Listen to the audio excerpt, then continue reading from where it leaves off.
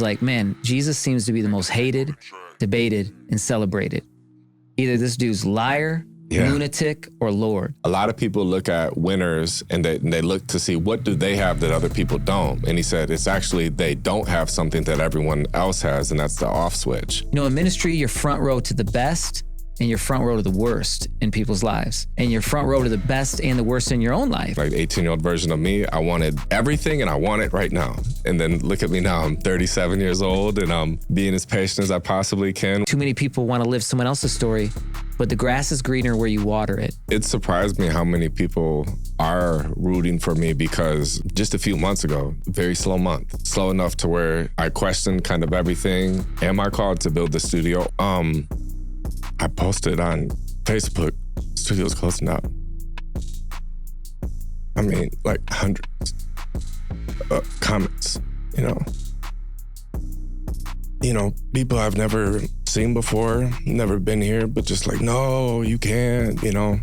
And it was crazy. What's up, everyone? Welcome to a new episode of the Free Game with Crack podcast. Today, I have Pastor Jerome Vierling. That's it, right? Good to be here. How are you? Good. So how we met was through music, maybe 20 years ago, long time ago. And then how we reconnected was at the church. So This is my pastor at the church I go to. Hey, I remember seeing your music all the way back in MySpace days. It lets people know. I don't even know if everybody even knows what that is, but you would have your, was it top 8? Yeah. You could, and then here's your closest, whatever you're thinking. But that's how far it goes back. And I remember in that season, I was actually down the street from here selling cars on a car lot on the corner of Penn and Kavanaugh. And that place used to be called Gillies. Really? Yeah. So that's how long. Yeah, it's been a while. Well, the goal of this conversation is to give some free game out there to potentially the 18-year-old version of Jerome or the 18-year-old version of Crack. Come on. And I would say the 18-year-old version of Crack wants the world, and he wants the world right now. Do you remember where you were at 18? That's a good 18. You couldn't tell me nothing. Okay, so ego or? Oh, yeah, ego, but the thrills, whatever gave thrills. It was battle rap too, you know, so you had going to Detroit, trying to go into, I think, Wired Frog.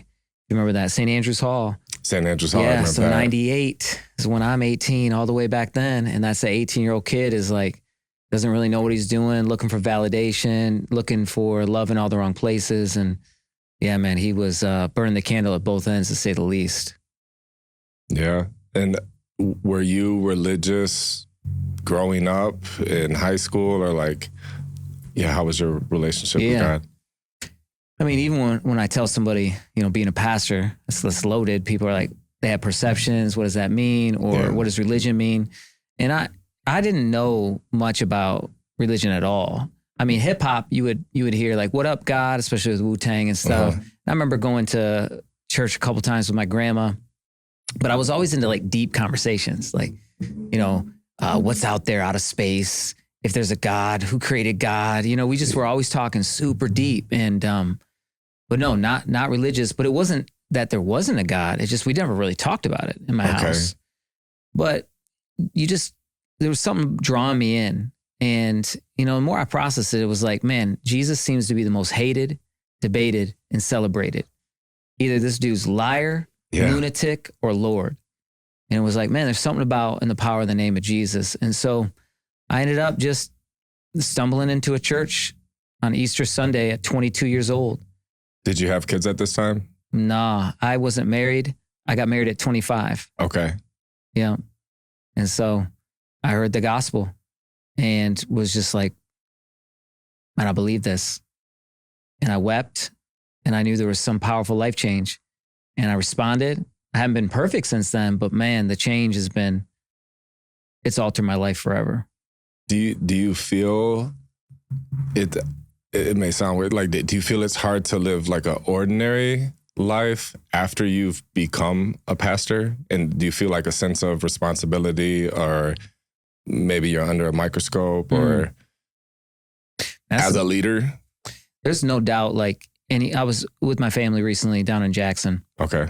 we were at like this, I don't know, it must have been a farm, or I mean, they got the little food downtown market, one of those fresh markets. Okay. And I told my wife, I was like, man, we feel at peace down here. What's different?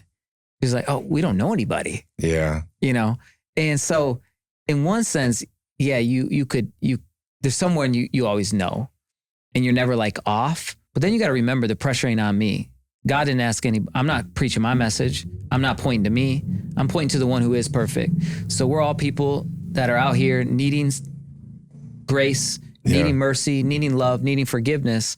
And so when I remember the main thing, keep the main thing, which is God, Jesus, love, people, not pressure, more of honor, passion, but it is real. If you live up, there's expectations. Yeah. People, whether that's conscious, subconscious, you can pick it up. You have expectations for yourself. I don't know if you feel this, but like many times I feel like I'm my hardest critic.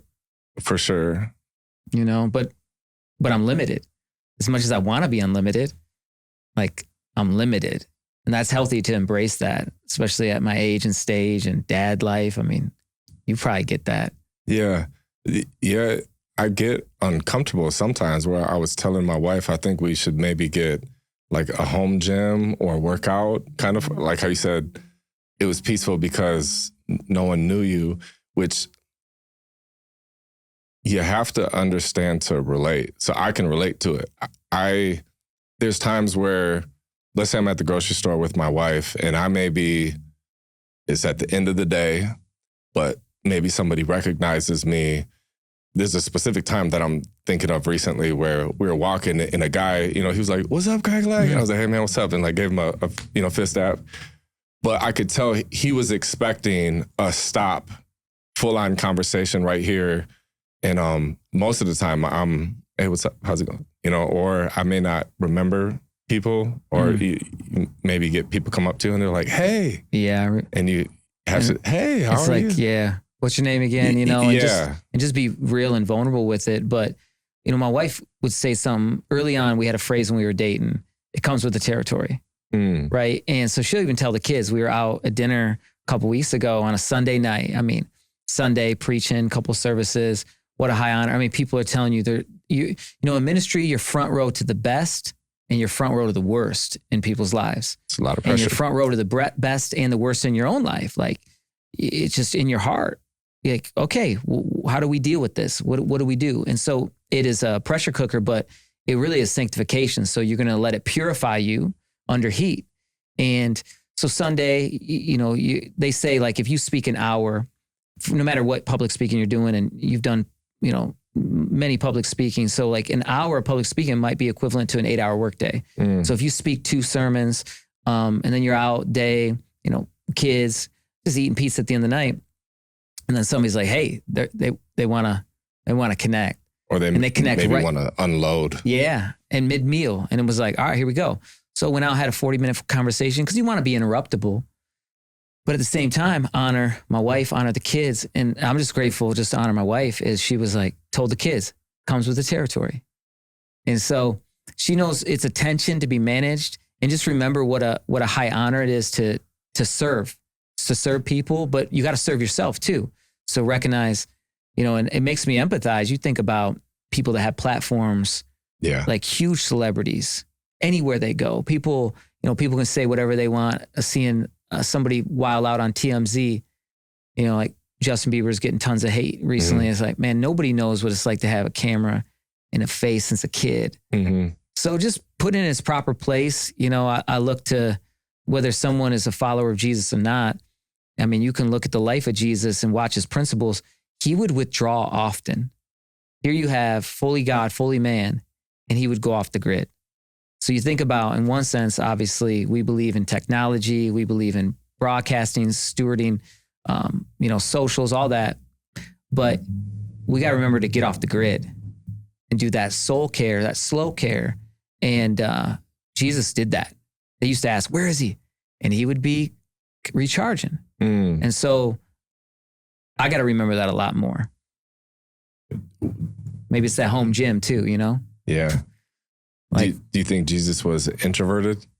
I think, yeah, he was full of grace and truth. He was probably fully the EI, extrovert, introvert, fully in the center.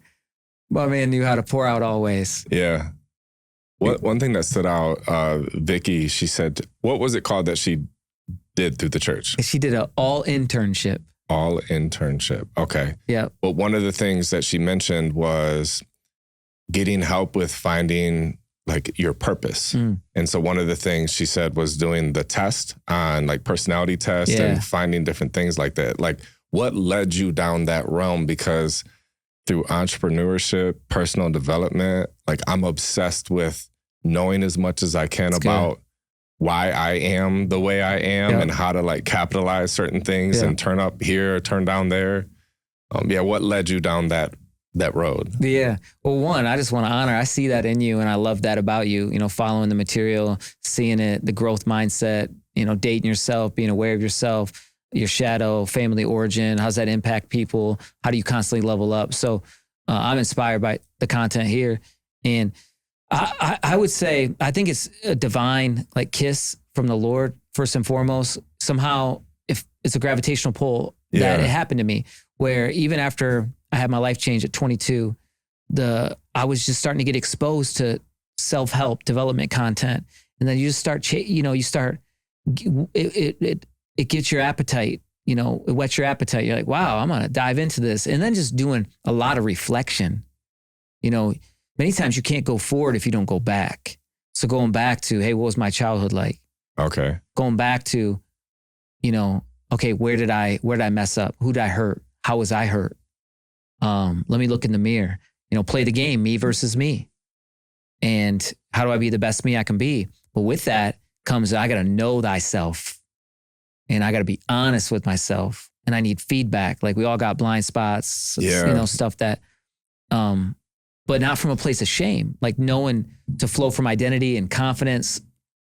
So that journey of really reflective growth, prayer, then you start learning, all right, I meet a buddy that says, oh, I'm into Myers-Briggs test, or you meet a buddy, it's like strengths finders. You meet a buddy, it's like, okay. And you start doing that work. And really, I look at it as identity work.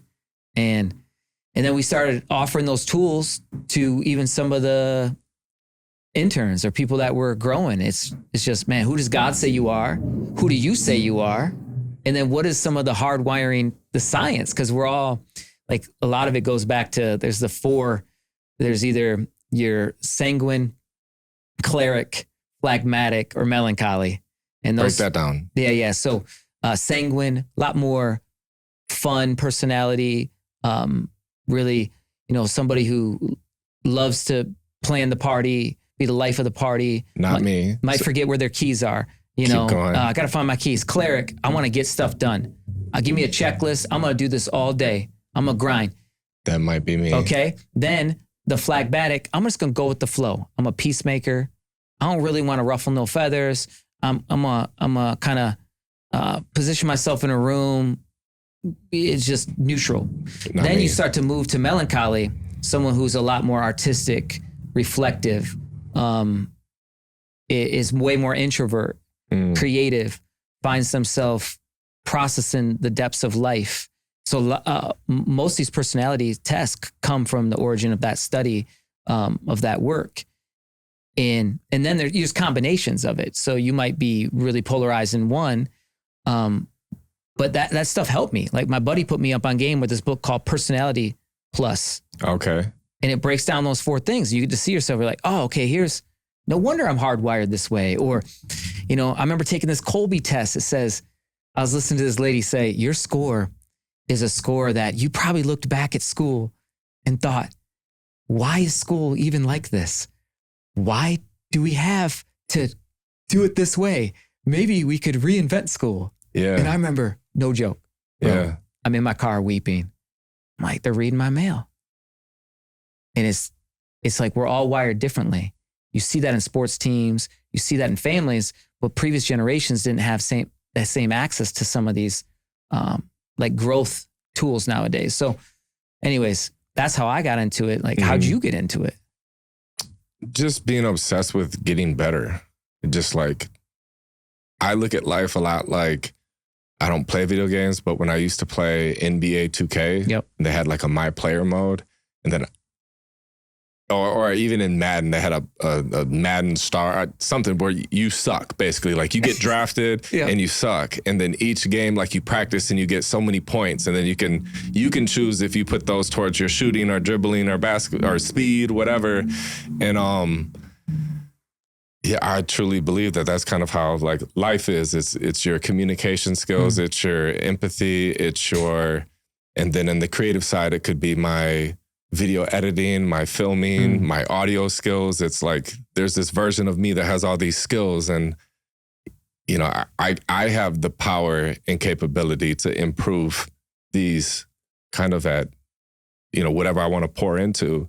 And then when you're talking about feedback, I think feedback is the cheat code, because where I'm at in my career now, I've transitioned more into the coach role because I have the 20 years of wisdom under my belt, to where, like, if I had a mentor or a coach back when I was doing my first videos to actually say, you overexposed that shot, that lasted for too long, your slow motion shaky, I would have fixed those things and got so much better, so much faster. But instead, I didn't have that feedback loop.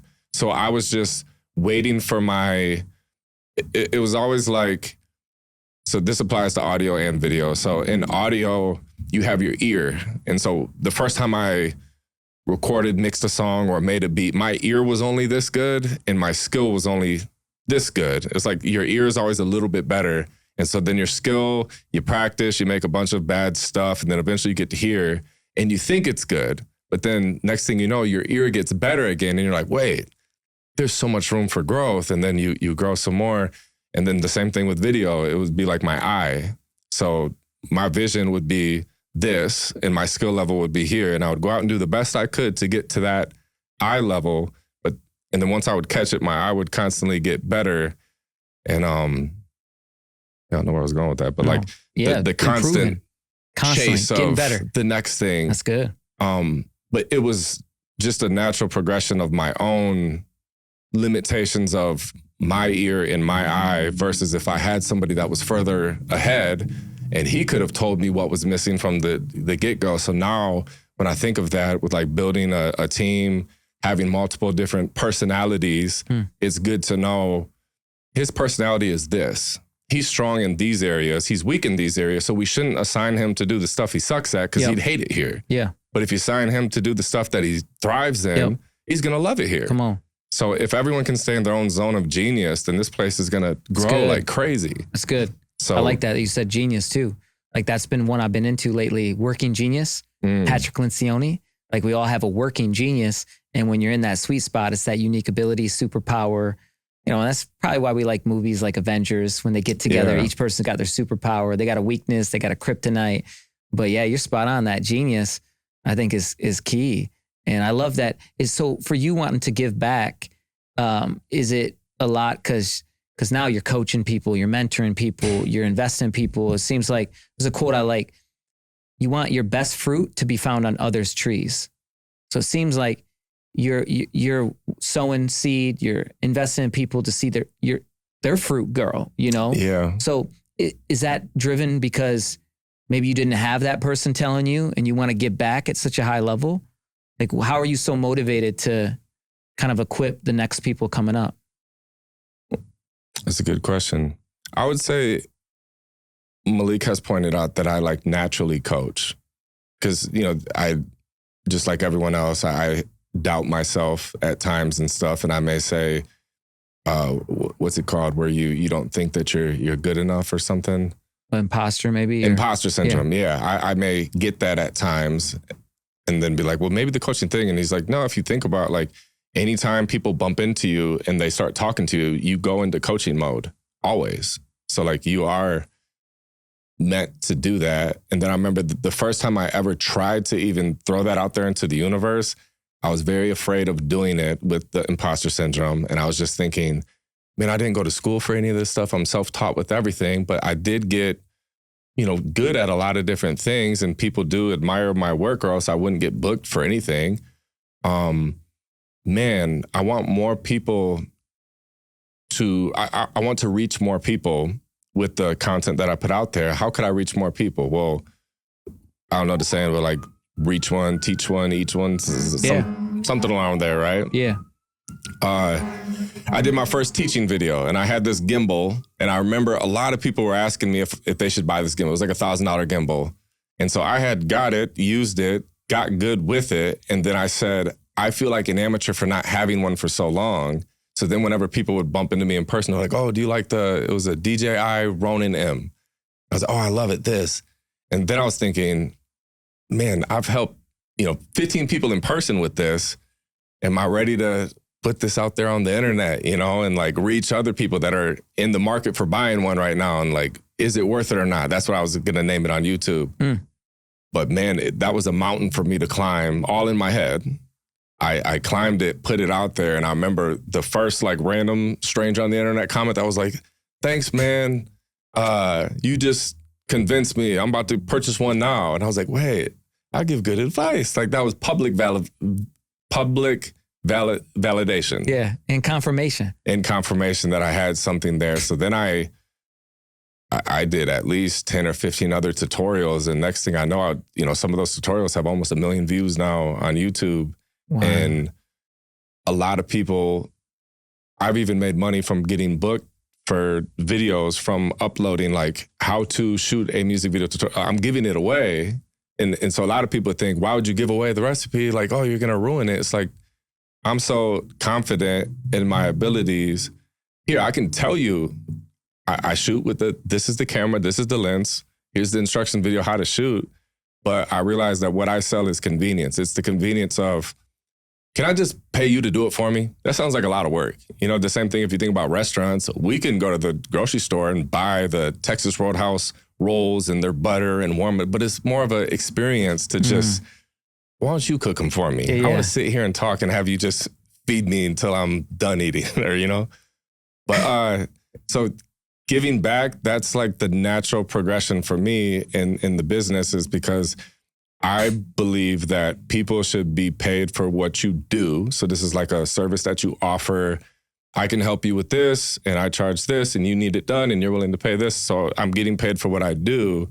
But then I also believe that people should be paid for what they know. And this is like wisdom, coaching, consulting, teaching. And then I also believe that people should be paid for what they've done. And so in the music world, this would be like an album. You make the album once, you can make money for the rest of your life. If you make a masterclass or a course once, you can benefit from it for the rest of your life. I'm teaching a class, digital products. So that's where my brain is now. I got my feet wet with it, probably technically through beat license online, where you would, upload a catalog of beats and then somebody can pick out a beat, buy it, and it automatically sends to them. It's like, oh, I didn't have to do anything. It was all automated. That changed my world like 10 years ago. That's what's up. But around 2020 was I came out with my first like music producer guitar pack thing. And I mean, then I was doing Facebook ads with it. And it was just every day there's sales coming in. And I just thought it was amazing that I didn't have to do more work, because I'm so used to making a living from services to where even if I get an email right now that somebody booked you for a thing, the work hasn't started yet. I still have to go do the work. Or even when we had a online CD duplication company, my wife ran that. We'd get a lot of orders, but you get the order, cool, but now you still have to download the files, do all the work, and there's cost of materials. But the digital product is, there's no materials. It's just the time. Just keep happening. Yeah, I love it. There. That's strong. So knowing what I know now is like, man, if I was 18 and I was trying to shortcut this 20-year learning curve, I'd get a course on this, and I'd pay someone to help coach me. And like within 5 years, I'd be a stud. Let's go. Let's go. And with lots of reps and practice, but the right mindset. Yeah. That's good. Yeah. Today's generation, they have a cheat code if they unlock it, the amount of access and availability of just, producing beats. I was going to say, break down the process of making a song when you got started, like the equipment, the know-how, like how difficult it was. Rolling 808s, but there was just a little loop station. And I mean, it was just even hard to sequence on it. Couldn't quantize. It's like, man, this isn't just you're trying to learn it.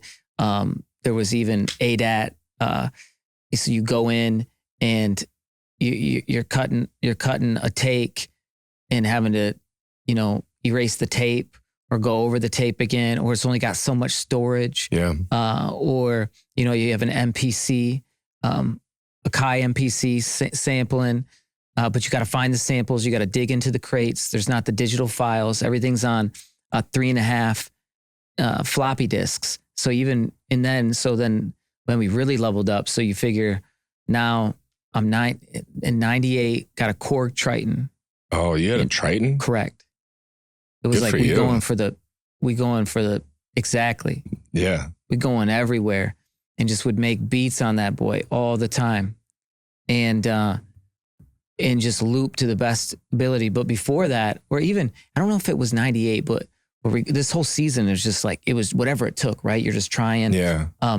But I would go to buy studio time and just try to make beats there over and over and over again. And they were garbage, but just learning how to sequence, and there's only so many studios that you could even go to. There wasn't even access. So internet like that, it wasn't accessible. Like now they got loops you can drag and drop, garage, what is it? GarageBand. Yeah. Oh my goodness. All this stuff. So but it just started with beatboxing. It started with, okay, then you just start freestyling.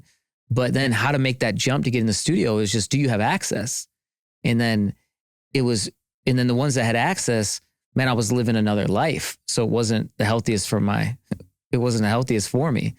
So it was just woven. It was just really, just didn't have the same access. That's what I'm thinking about. But that's what it was like to make beats. It was raw. You had to go find a sample. You had to find a kick, or you're just using the stock sounds. Yeah. And the stock sounds, if you don't know how to put compression stuff on it, you're like, why doesn't my stuff sound like there? And it's not like there wasn't a lot of music coming out of this region. True. And then you'd have stuff coming out of the state. You had Simkin Heights. You had obviously ICP in the state. You had, stuff like that. Esham. You had Eminem, Slum Village. There was stuff definitely happening, but it wasn't like there was a lot in Lansing that I knew of when I was a teenager. So just access was completely different out the gate. No guitar centers here. Yeah. No musician friend magazines. You just didn't know. And then now, man, Fruity Loops is just beautiful the way people can get down. I was a hater at first because it's like, oh, you got to be a purist. Yeah. You got to touch you got to touch it. And then you see digital. Russ drops. I saw behind the scenes with him how he did his album. He just used the QWERTY keys on his laptop. He was boom, boom. Oh, yeah. Yeah. On his laptop. Like, what? That's how far it came. What would you say was the height of your rap career? Or some highlights that you remember? Yeah, in that world? Yeah. Well, I would say the height for sure is when my kids are singing it. There's no doubt. Okay. But practical of how people would maybe look at stats. Yeah. I mean, there's kind of accomplishments. Some career accomplishments. There was eras, so I remember 18 being on 96.5. That's so hard. And that's such an accomplishment too. And I have a line on a recent song. I remember hearing my song on the station. It was local, but boy, it felt global. Yeah. Hell yeah, it did. did. It did, right? Yeah. And so then we opened up, I remember St. Andrew's Hall for Ghostface Killah. Okay. And that was big. It was like, oh my goodness. Then there was some drama that went down in the club. He didn't even get to come out. Whole place, it was like that.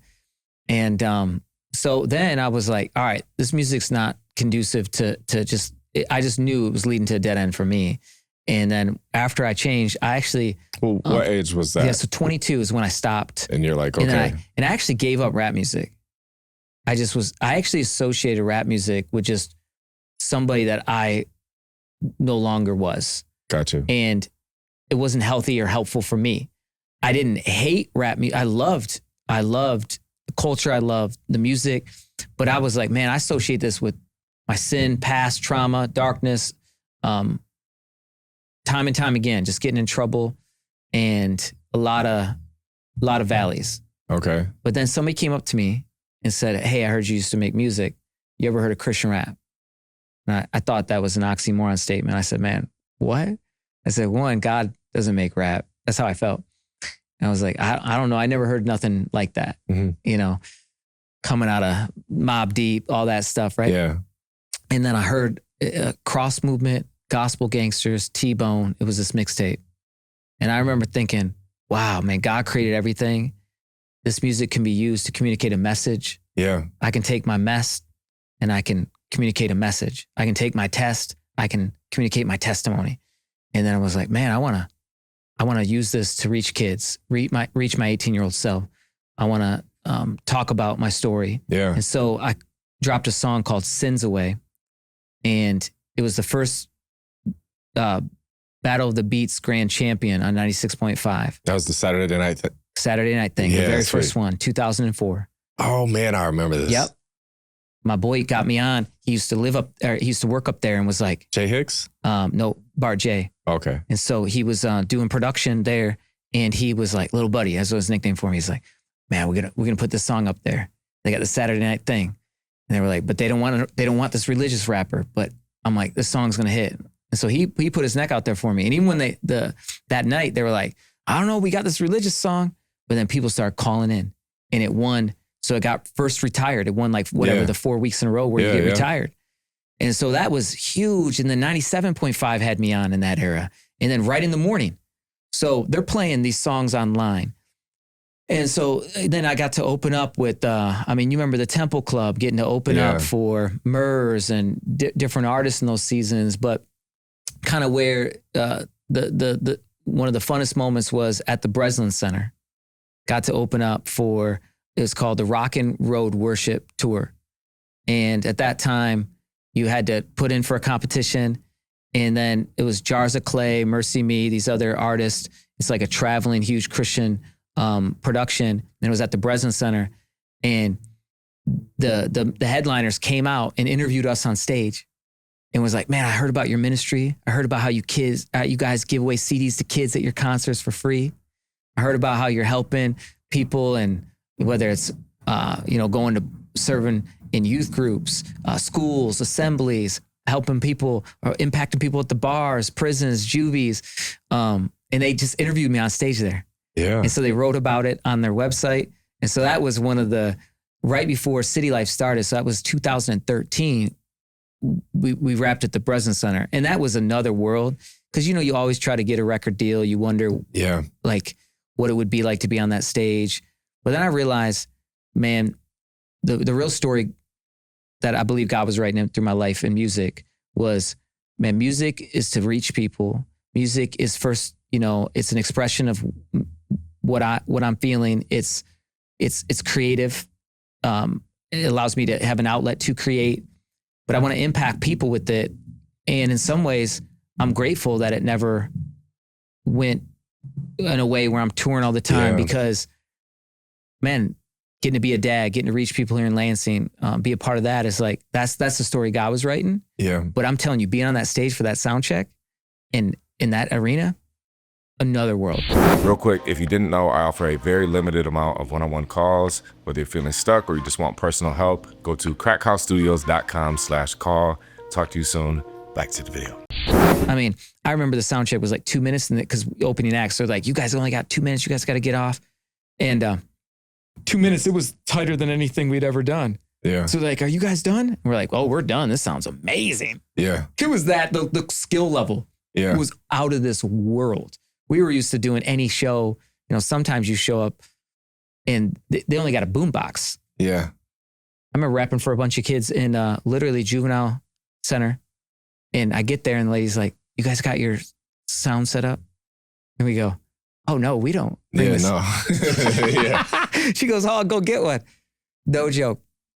She comes back with a boombox with a CD player. And all the kids are sitting there like, who is this dude? And just played that Sins Away song and talked about my story. Talk about how God took my sins away. He can take your sins away. Here's my pain. We all go through stuff.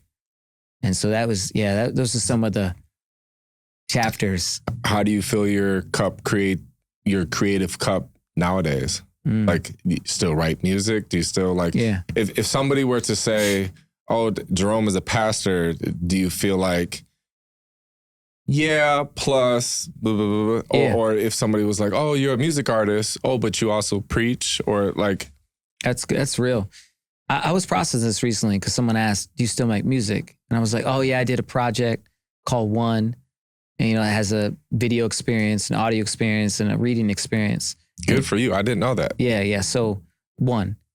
And that's the essence of it. When did that come out? So that dropped in 23, October 23. And it could have been right after the pandemic. Might have been 22. I'm not great with dates. Okay. But right after pandemic world. And I had we dropped it at Celebration Cinemas with the movie. Oh, that's awesome. Oh, it was awesome. Multiple. It was just awesome. A lot of people, the project was so many people worked on it. So I realized my name's on it, but right out the gate, it said this project's written by too many to count. This is many conversations just like you and I. This is, it's a collection. So the church helped it. The previous ministry, Sounds Good, helped it. Supporters helped it. Family helped it. So you had the video, you have the audio, then you have the book. So the book is like behind the scenes and the video is telling a story behind the scenes. And then you got the audio experience. But people have asked, are you going to come out with another one? And I thought about that. They were like, do you still make music? And I said, yeah, well, I make music, but I'm not dropping anything right now. I don't feel called to. I'm really in dad mode season. Want to go at the pace of the family, be a great husband. But then I thought, I don't define myself by any title. I am this. I'm a beloved son of God who happens to sometimes make music, happens to pastor, but those are titles, things I do. And music, I would just say I am music. That's what I've been thinking about lately. Yeah. Not in a weird, like look at me, but no, music's in me. I hear music. I hear riffs. I hear sonic things all the time that are creative. I'm beatboxing, I'm listening, I'm hearing flavors, I'm hearing new. So it's like, no, I am music. It's like in me, it's all around me. And so that's how I've been thinking about it recently, is that I don't need to write it or do it to still feel like I am it and a part of it. And then every once in a while, it expresses itself as an outward reality. But I always try to think, especially this season's, and for the last 15 years, is if I have a project, does it have purpose? What am I saying? What's it for? And then that's where I feel most the wind behind the sail is, what's the message? And then how can I use that to impact people? Because there's great music out there. There's MCs that are infinitely doper, but be authentic to yourself and have a story to have something to say. Yeah. So then really spending that time to write, knowing it's coming from a real place in my life. Not just a single is what I've felt inspired to do, is like, man, how can I do a whole project that's communicating a message? What was your process like with opening a church, and like what led to like becoming a pastor? Because you said there's like levels, and one below that would be a minister or ministry, or we were talking offline, and you asked about one of our leaders at the church, and we in our church call kind of our assistants. You can call them associate pastors, but some of them are coming up through the ranks, and instead of being ordained, they're licensed as ministers currently. So I, being ordained as a pastor, I wouldn't even have told you I understood that journey, like I was saying as a kid. But how it happened for me was I get radically changed at 22, hear about Jesus, start making gospel rap, sharing the good news of Jesus through rap music. What were you doing for a living at the time? Everywhere and anywhere. I'm selling cars at that car lot down the street. Then I start selling copiers. So I'm basically music. I'm doing two things. I'm running a music ministry, but this is funding my passion. Selling cars, selling copiers, and whatever it takes. You know, and my wife's your gift working is with all of that? You what? You know what your gift is with all of that? It's this. Communicate. It's good. And my wife, that's good. And then you pulled your wife too. That was probably communication too, right? That's good. That's good. And my wife, she, that's good. That's good. She was, my man. She's going to love that part, right? Hey, and she was working at Jackson National Life, holding it down, like whatever it takes. Like, let's do this. And so she was always the biggest supporter. Even when we got married, we were like, hey, if we want to do this first CD, that song Sins Away on 96.5, we need 3 G's to drop the album. She was like, oh, if our wedding money gets there, we'll do it. Yeah. To get the CDs pressed. CD maker or disc makers. There you go. See? she was down. But so that's what we were doing. We were both working jobs. And then finally, I started getting supported as a music missionary in a ministry called Sounds Good. So we had several of us. So we started a whole nonprofit, and several of us were out sharing the gospel. Every kid would leave with a CD. We developed a coaching or a discipleship program after the event called Get Rooted. We wrote a book. I got to butt in, bro. Okay. I did a video the other day and I said, people are either like super creative, they're the artsy, and then they suck at business, or they're super business minded and they're not artistic at all or creative. You're good at both. Like, you have a lot of ideas that you've had, but then you've also seen them through. Most people don't do that. Like, we started a nonprofit. Like, you breezed past that. That's, a lot of people don't even get to that step. But like, for you to know of, we need to do this thing. Okay, boom, let's do it. Okay, we did it. Now what's next? Oh, now we do this. Wow. It's like having the vision and being able to execute. A lot of people don't do that. Wow. So, kudos. Man, takes one to know one. That's what's up. Didn't Thank mean you. to interrupt. No, that's it was great. Like, no, that's no. just came thank out. you. And so then you start to, at all these events, we would, so we did a couple case studies online about this. Case studies. Yep. So 6 months in advance, we connect with, let's say, a church that wants to impact kids. And we say, hey, we're funded. So we're going to come in for free. Cause it's not like churches, they don't got a lot of extra money. They want to impact kids and they don't know how. And they hear about, okay, there's this ministry called Sounds Good.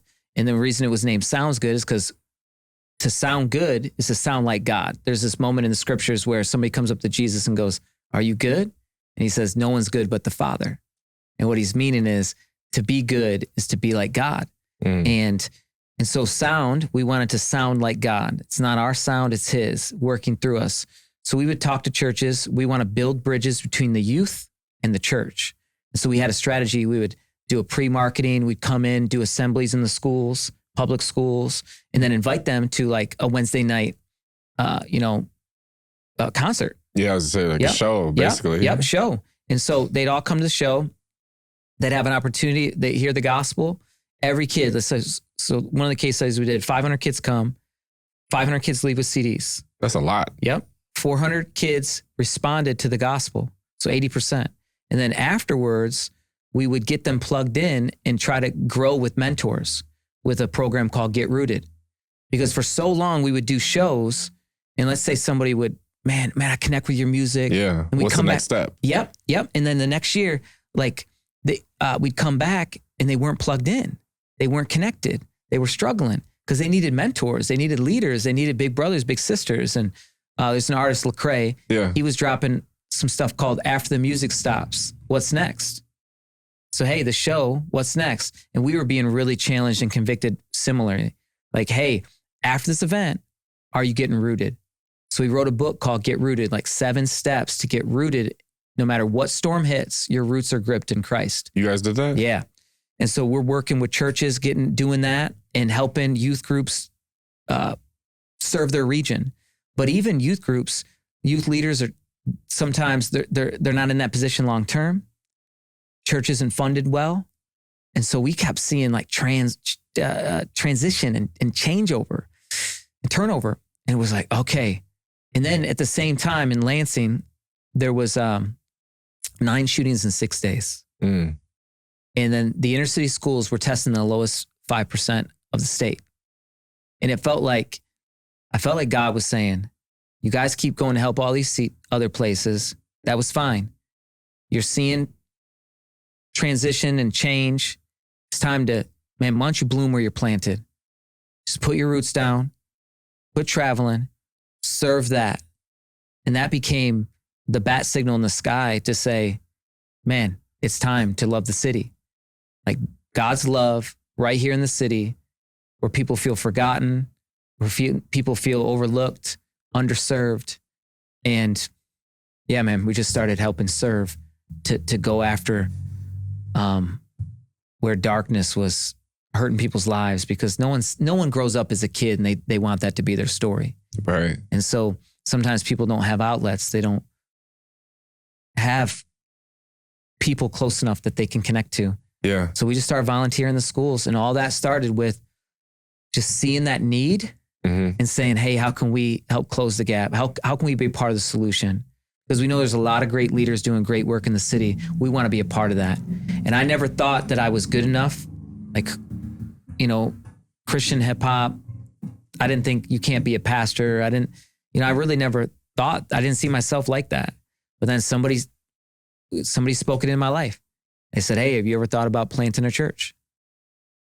And I had this moment that I was able to tell them that when you get maybe a vision or you have a premise, and I had a moment recording in 2009 in Atlanta with Lecrae's producers. And I was at this church in Atlanta called Blueprint. Okay. And it was in a warehouse. It was down to earth. The preacher was talking, and I felt like Holy Spirit whispered to me and was like, this is you. I didn't know what that meant. Yeah. And then you fast forward a few years later, I'm hearing about these stats. A mentor's sitting across from me, and he looks at me in the eyes and he's just like, hey, are you supposed to plant a church? And I literally was like, this is what happened to me a few years ago in Atlanta. And he goes, I want to hear more about that. And then we started just driving in the city. And he said, what's your heart? And I said, man, it's God's love for the city. There's this chapter in the Bible, Jeremiah 29, where it says, seek the welfare of the city. And in the city's welfare, you'll find your welfare. And there was this deep love of serve the city, love the city, bring peace to the city to the best you can. You're not God. Well, man, just show up where life exists. Help the schools, connect. And so that started what is known as now Love the City. Okay. And then from that, birthed City Life Lansing. And that was 10 years ago, formally, when we, boom, had our birthday. And then now here we are. You fast forward when somebody's listening to this, we're in a 10-year mark and we're getting ready for another new journey. What was that process like, though, to prepare for, let's say, your first Sunday service? Oh, yeah. Like, in your head, did you have any type of what we were talking about, imposter syndrome, or like how many people do you remember were there? Yeah, 398. 398? Yeah, we did a stat. Yeah. But that's the grace of God. That's the grace of God. But yeah, I thought it was gonna be like 12 or something, you know. Well, okay, the 398 on day one, 20 on our launch team, which is very your launch team. So the organization we went through, they coach you up, and your launch team, you want to get to like privately. You're building a core, you know. Okay. Like a marketing team, you know, you're out there, or just thinking hip hop, like you got your street promotion. Okay. People that are in it, like I'm a pioneer, I'm with you, let's start this thing. Okay, got you. We had 20 early adopters. You want to get 100, 150. Oh, okay. So we had no idea that we were going to hit 398. We're like, okay, this is humble beginnings. Like, man, but I realized God builds weakness in the equation sometimes. That way you're not trusting your strength. You're not trusting, oh, look at how the strength is in. We all felt inadequate. We all felt in over our head. You know, some people will say, God doesn't call the qualified, but he qualifies, you know, the called, and he equips you along the way. And so we just start going, man. And by the grace of God, we launched at Eastern High School with the school district. That was awesome. And then our day one, so a team of 20 that is amazing. Pioneers believed in it.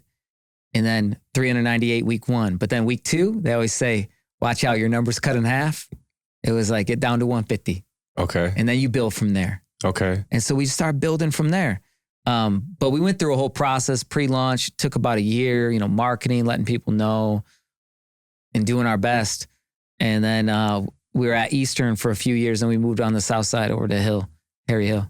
How would you say being a music artist helped you with being a pastor and starting a church?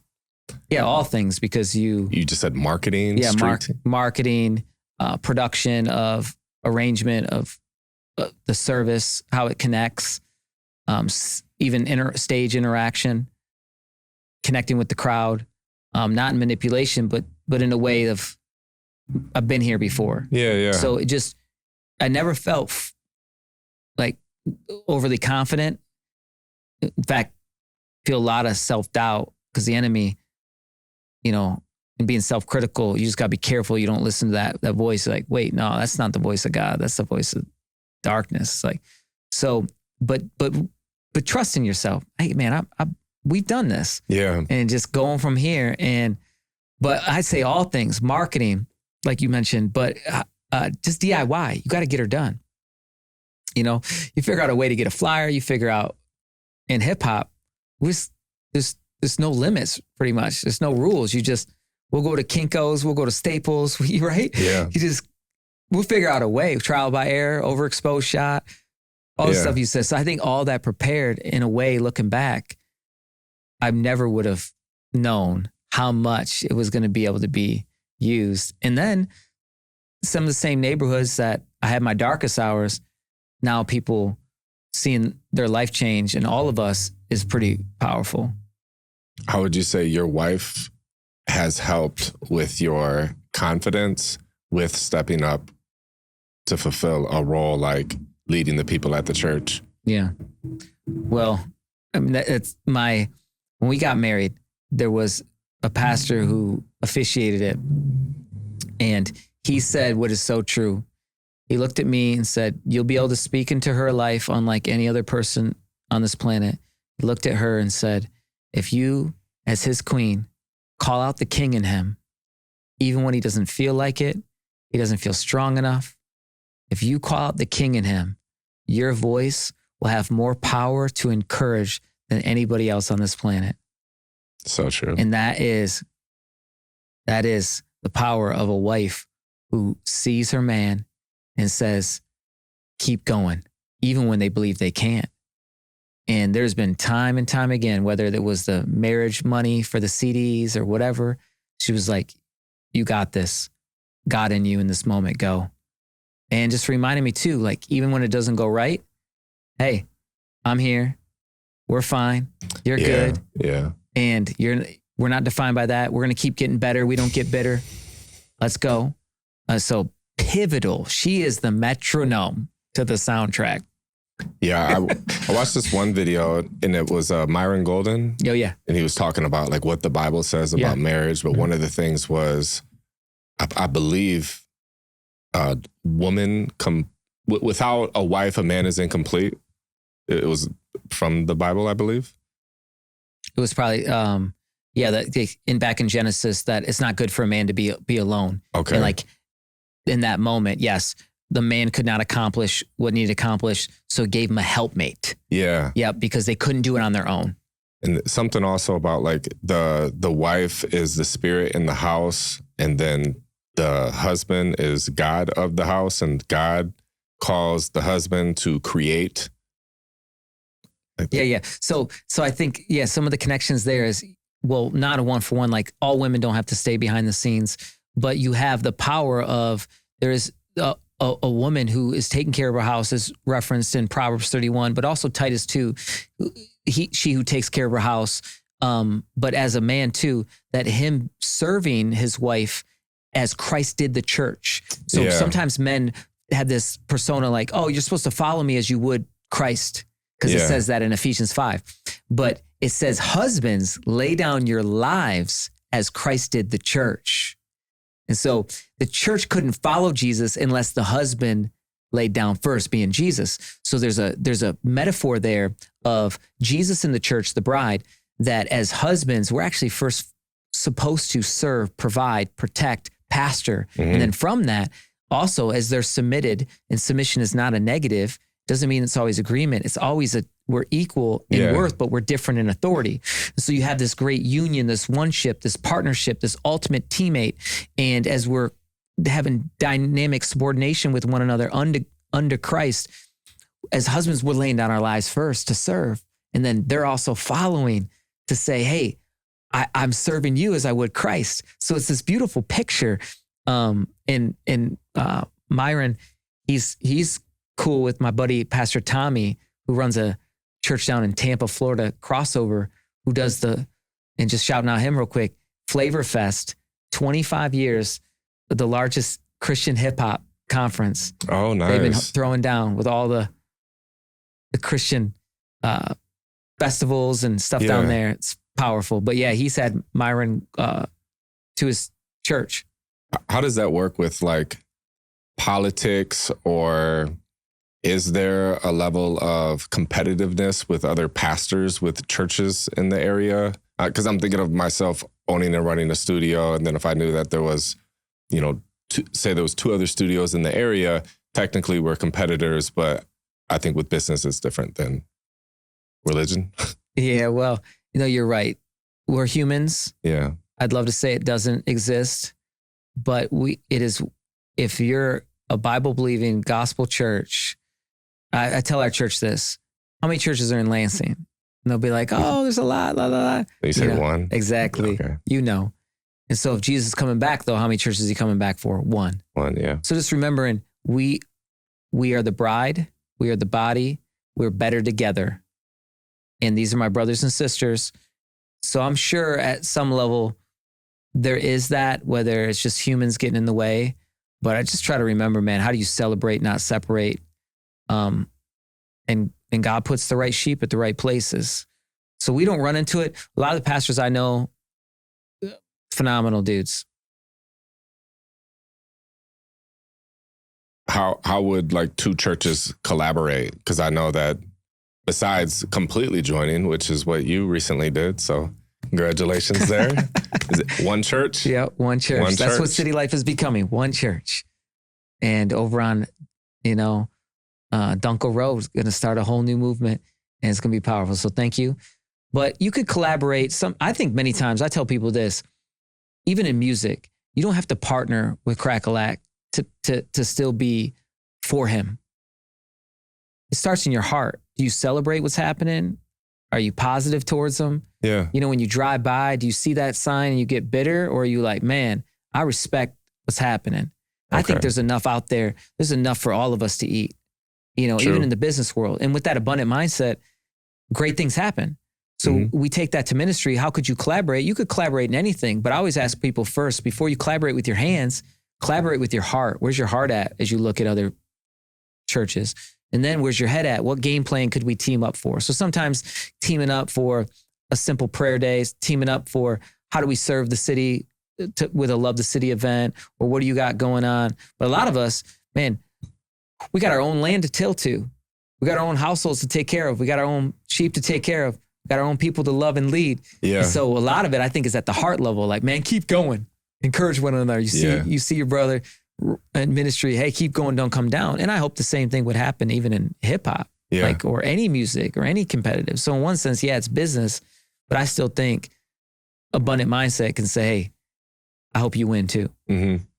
How do you prep for, I was just thinking about this, like, so in the content world, there's long form content, which would be like podcasts like this, YouTube videos, tutorials, etc., live streams, and then there's short form. The advice that I give to others that are doing content, I said to get the most bang for your buck would be, even if you just did one long form video a week, that's what I would recommend to grow on YouTube, etc. And then make clips of all the best moments from that long form video. And those can come out during the week. And now you've got like the easiest, simplest content strategy to get started right there. And with church, that is what you do every Sunday. You basically present a long form video. What is your process like with prepping during the week? I'm curious what your process is compared to like what my process is for planning my YouTube ideas, or like, do I take bullet points, or, what things do you have to have in order for you to feel like, all right, I'm ready. I can present this Sunday. That's good. Sequentially, first thing is I always try to make sure you're not reading the Bible, it's reading you. Meaning, before I preach to somebody else, how is it impacting me? Okay. How is it hitting my own devotion life? And so we spend time of when we first think thematically, where are we at? We're praying, what would serve the people best? What book in the Bible? What material thematically right now? What's something going on in society? And sitting down, praying, thinking of like a fresh word or something that's baked now out the oven, like real life food for the people. In God's word, you just open it up and it's a lion and it's just been waiting to get out the cage. Like God's word is alive and active. It is sharper than any double-edged sword. So it has the power to change people's lives. And so the main thing is, first and foremost, I'm letting God's word change me, and then thinking, all right, God, how is this being transformative in my life? And then how can I communicate that in an effective way to connect with people by using myself as a vessel? Yeah. Because every communicator is going to talk a little different because they're different. It's their hardwired personality and everything. And so spending that time in preparation to think what illustrations, how can you structure your outline, and doing that work. And then once you got the outline down, some people will write an actual manuscript word for word. I'm more bullet point thematic. I see in visuals, think creative. I can like see what I want to say. Okay. And then I think about it that way. So I'll marinate, think about it. And then you get to that place where it's in you and it's ready to come out of you. And by the time you get up there on a Sunday, you're going to share for 30 minutes, but not only share the word, but also empower and praying that it will impact somebody to encounter their life then. And always giving that opportunity at the end, like, man, how did it hit you in some way? So you have some call to action or a response. And that goes on repeat. So every week it's not the same, but I really spend that time privately, work on an outline, think of how I'm going to communicate, see it. So visualize, like every time I'm driving, I'm thinking about it. Anywhere I'm going, I'm thinking about if I'm up, and then in the moment also be real time. I mean, like, even how you just let it come out of you because it's so much has come in you. And so you just trust what's in you.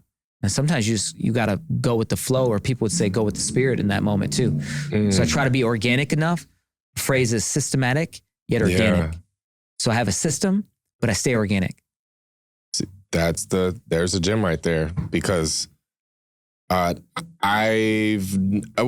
a couple of times I've scripted an ad before that was like a 1 minute thing. I've done that. That went fine. But whenever I've tried to like script a 10 minute or 15, 20, 30 minute YouTube, I don't want to type all that. I just need what's the main point? Bullet point, bullet point. But I like what you said, that the mixture of the two, where you let the system and then whatever comes natural. Yeah. What's your process when you're doing a song? I mean, a lot of times you're producing, but when how do you sit down and you do speaking too? So you said the bullet points, and how are you even organizing the podcast? Like, what's your flow? It probably could be more efficient, could be organized better. One way that I like doing a lot, but I know that you wouldn't be able to do this at church, is just a whiteboard where I think about, what do I want to teach right now? This, okay. Let me draw it all out first. And there's this huge thing that if somebody just seen this whiteboard filled, like, what is that? And so then I'll be like, all right, in this video, I'm going to teach you how to do this. All right. And then so I'll just be looking like, all right, so starting here. And then I just feed me until I'm done eating, or, But so giving back, that's like the natural progression for me in the business, is because I believe that people should be paid for what you do. So this is like a service that you offer. I can help you with this, and I charge this, and you need it done, and you're willing to pay this. So I'm getting paid for what I do. But then I also believe that people should be paid for what they know. And this is like wisdom, coaching, consulting, teaching. And then I also believe that people should be paid for what they've done. And so in the music world, this would be like an album. You make the album once, you can make money for the rest of your life. If you make a masterclass or a course once, you can benefit from it for the rest of your life. I'm teaching a class, digital products. So that's where my brain is now. I got my feet wet with it probably technically through beat license online, where you would, upload a catalog of beats, and then somebody can pick out a beat, buy it, and it automatically sends to them. It's like, oh, I didn't have to do anything. It was all automated. That changed my world like 10 years ago. This was in left to right and show me the schematic and output in widgets. But Eastern culture is a lot more mystic and open with visuals and interpretive. So it embraces an artistic, left brain, right brain side of it, and being okay with that. So studying the Eastern audience of what it meant to the original audience then, of even why Jesus would talk in stories or pictures, because we want it always buttoned up, like tell me the checklist because that's just how we're wired over here, industrial evolution, all that.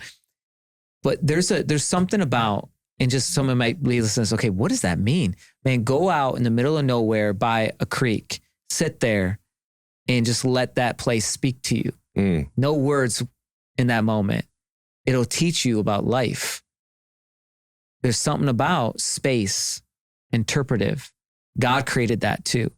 So that's why art speaks to people. That's why people can go in a room, has no words, just has pictures, images, sculptures, and it speaks to people, because I think there's a frequency that can't even always be quantified. It's intangible. So Jesus understood how the Spirit could speak through pictures, and we still need systematic theology and structure by all means. But I think leaving more room for interpretation and using some of the elements of visuals and letting rooms speak to you, music speak to you. Like all that I think is important. So when I think church, it's all that. One of the things that you spoke about last week was when you want things now, or like you have the vision and you want it now. But then you said the lesson is like learning that it doesn't happen on your time, it happens on His time. That's been, I would say, with the studio, like when I showed you the pictures of what it was before, I had the vision right when I got the keys. I was walking around and I'm like, okay, well, we could build walls here to separate this. Well, this could be the studio. We could build a booth. Yeah.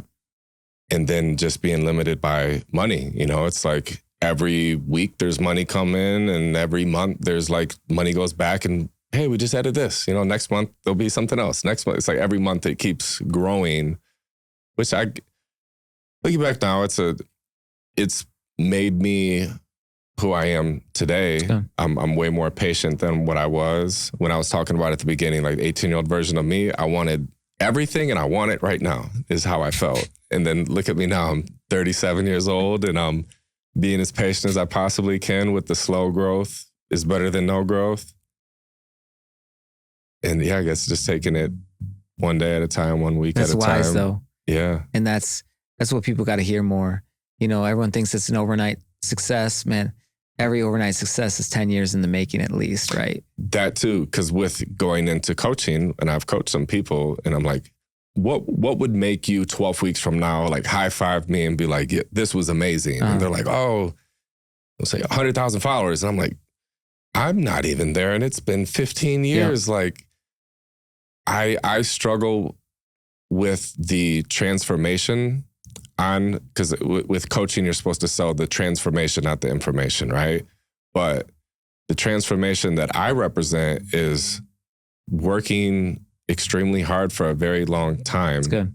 So in 10 years, I promise you'll have a strong personal brand and you'll be making a living doing what you enjoy. But this isn't the 3 months you get the whole world, because that's not how the world works. And that's not the world that I... No, and that's, what happens is someone sees, the anomaly. They see somebody popped off. It's like winning the lotto. Yeah. And they think, that everyone can win the lotto. But what gets missed is falling in love with the mundane. And that's what you've done. Fall in love with dedication and consistency and getting back up. And even though the 18-year-old version of yourself and me thought, man, we can make it quick, it's actually who are you becoming in the process. And I don't know if you remember DJ Fresh Bass, and shout out to him. He'd say something. He'd go on these really long road trips. And he said to me, I was like, man, how do you go on a long road trip? Like, don't you just want to get there? Like, I don't want to ride in the car for like 3 days. And he goes, man, the beauty's in the journey, not the destination. And that's always stuck out to me, because in 20 years, you have a story that is authentic over time. There's something about baking and waiting and the process and who you become and the journey and the progress over perfection and not having this lotto success. If more people took the path that you've been on, we'd have just healthier structures all around instead of people thinking microwave society. I'm going to get it now. Yeah. You know, if I hire Crackalack, I'm going to get there. It's like, no, man, like, why don't you learn the real lesson and draft off who he's became this whole time?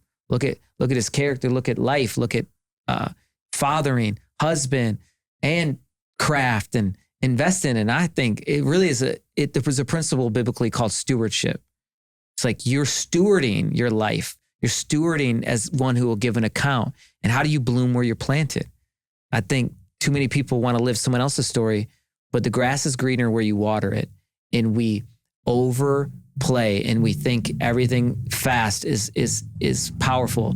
I think, man, we underestimate and we undervalue the beauty of long term. Yeah. And that was I just wanted it now. I wanted stuff fast. And it's like, what a lie, what a mirage. Like, enjoy the process, enjoy the journey, like commit to the craft and just be authentic to it. Right. And wherever it goes, it goes.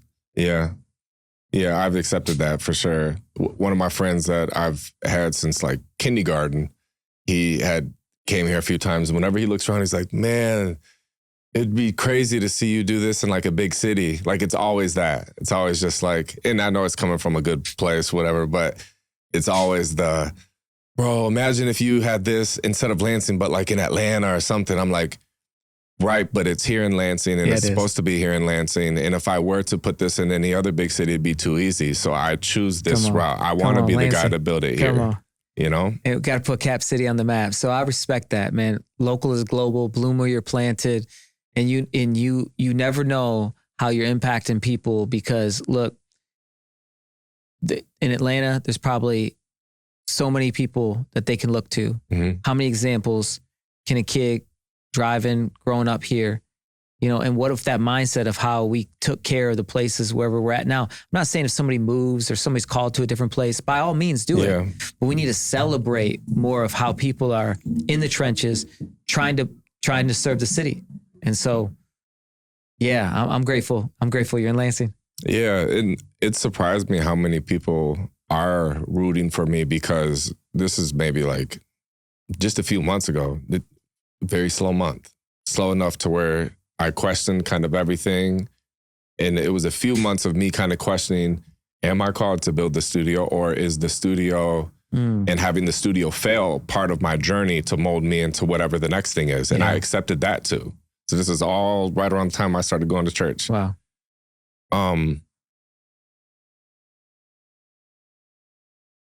Yeah.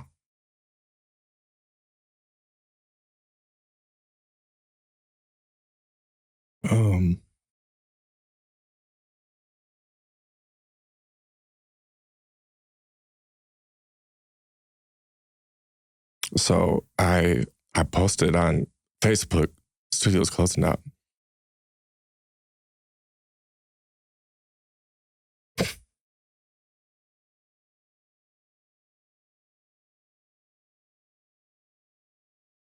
I mean, like hundreds of comments, you know.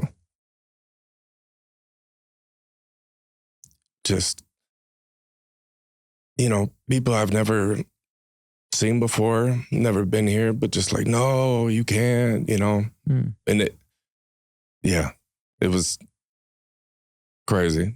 I prayed for a miracle. I prayed to make it obvious. I had posted that the night before when I felt like I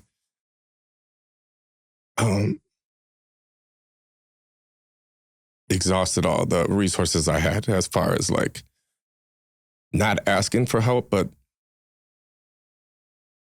I guess passively, hey man, how's it going? Not so good right now. What's up? Studio, money. I guess praying that, you know, indirectly they'd be like, do you need help? You know, but posted it, turned my phone off, texted the team. Studio's closing. Wake up, hundreds of comments,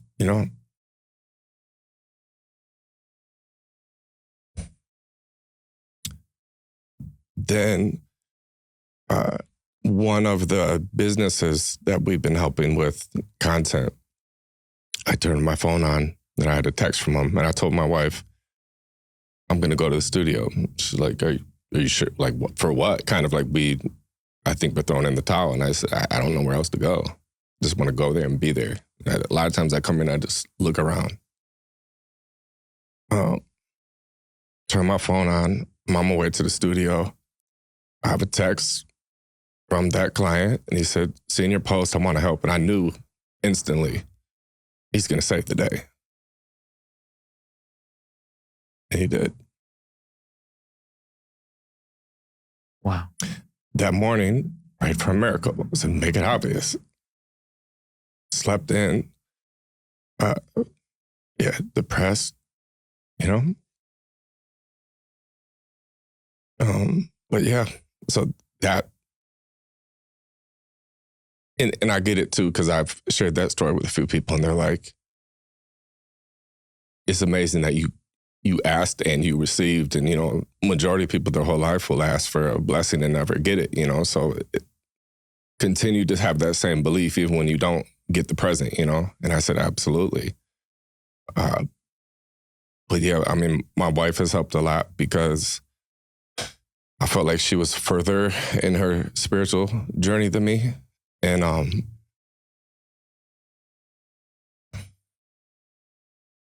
she would point things out like, do you see that? I'm like, yeah, that's a sign. So I'm starting to register, what is it? Your reticular activating system, you test drive a red car, you start seeing a red car everywhere, right? So I'm like, okay. She said, God is real. He's all around us all the time. Okay. Kind of prove it. To logical thinking, like I need, show me a picture, a video, etc. Right? Yeah. And I remember when we first talked and you prayed for me in the parking lot, like that was what we talked about. Just me being the wired to very skeptical, very just all logic, no. But then, yeah, she helped a lot with, there's a sign, there's a sign, there's a sign, there's a sign. So I'm like, okay. So I had her as my workout partner, but spiritual journey partner to point these things out. That's awesome. To get me going. And so then without her, I'm starting on my own. We have a security system at the studio, and walks this guy. And this is during this process where these things are starting to happen too. He comes in, he was like, I don't know if you believe in God, but man, I was just outside. And he just tells me the story that's unbelievable. And then I'm like, it's crazy that you told me this. These things have been going on. He was like, bro. And he kept going and going and going. Then he told me a specific thing. I forget now, but it was I needed to hear that right then and there. And it was he was a vessel to send the message to me. And then what I shared with him was giving him courage, education, and inspiration to share what he was sharing with me at scale. And I was saying, the stories that you're in, because he was like, bro, I got so many stories I could tell. And I was like, and you should. I appreciate you telling me one-to-one, but one-to-many is tuck your phone in the car. You can put it on the World Wide Web. Somebody else out there will be like, wow, and you make their day. And a lot of us, we want to change people's lives, but you have to change somebody's day first. And that could be just one video. That's my goal with these podcasts or these clips, is just one person out there is like, oh, my day is better because I watched that. Yes. For the one. Yeah. Wow. Yeah. Wow. But you being vulnerable impacts a lot of people. And I go back to how you started this conversation. How do we reach the 18-year-old versions of ourselves? They needed to see real men share their real journeys, their real fears, their real battles, what it's like to try to lead a family, what it's like to still wonder if, okay, is this chapter ending? It takes somebody to have some courage to actually even post that. And so I'm grateful for your journey. I'm grateful for your dedication.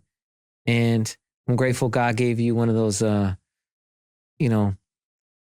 divine kisses from heaven that day. Yeah. And the people that said, it doesn't always happen that way. That's right. Yeah. But it does happen that way sometimes, though, for him to show you, look, don't give up now. And many times God is not on our time, but he's always on time. And you posting that and then you seeing the impact that you never know. Yeah. And then somebody reaching out. Come on. That's it. And then people need to hear that because that's dedication, breakthrough. They don't know how hard the journey is. They see the stage version, the video version, they see the clip version, and that's part of it. Yeah. But the real version is challenging. Many, many lonely, hard, dark battles. Do you remember one of your lowest points in the last 10 years since starting City Life? Oh, there has been, I mean, probably several, but like, do you remember some of the too many? Lowest? Yeah. I remember our first quarter starting, 398 people coming. A month later, right off the bat, my mom moves back from Florida with my brother who'd been dealing with all kinds of addiction. I hadn't seen him in several years. Boom, shows up. He starts going through all kinds of issues. And my brother then eventually got hit by a car on Cedar Street, 45 miles an hour, was in a coma for 3 months, my only sibling. He was listed as John Doe when I showed up at the hospital. And while pastoring, hadn't seen him in a while. It was tough on our family. But by the grace of God, he lived. Brain injury, not the same. Love him. My mom's caretaker, but now she can come to the church a lot more. So in a unique way, somehow that storm, what the enemy meant for evil, turned for good. There was another moment, year one. One of my day ones, we had lockers right next to each other, took his own life. And he was on life support before he was going to be harvested. He was an organ donor. And I show up at the hospital. His family, I love him. I write about this in the song Audience of One. And I show up there. I'm in the little room. And his family's like, hey, Jerome, work your magic. And it was just their way of saying, we love you, preachers here. This is a tough moment. Yeah. And I was like, there's no magic, and they know that. And we just wept. Oh, okay. And we just bawled.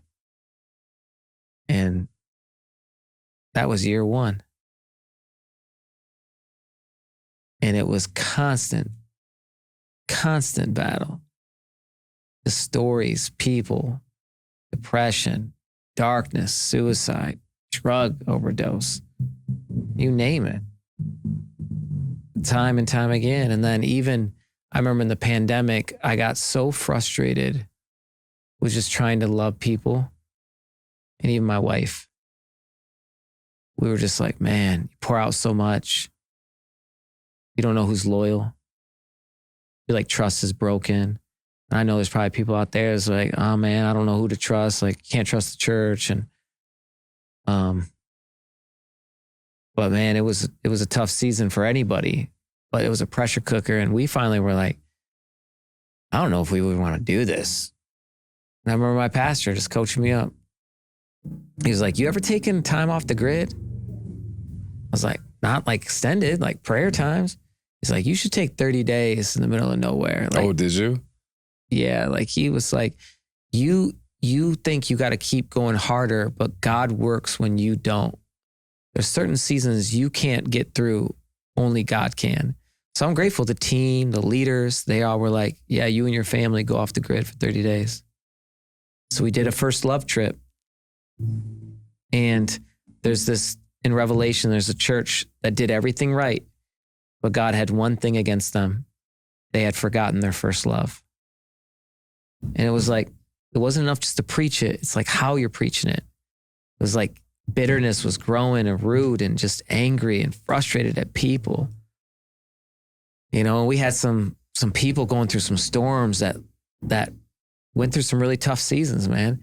But I remember those 30 days were so tough. So tough. You know, it's almost like you don't even want to go back there. Yeah.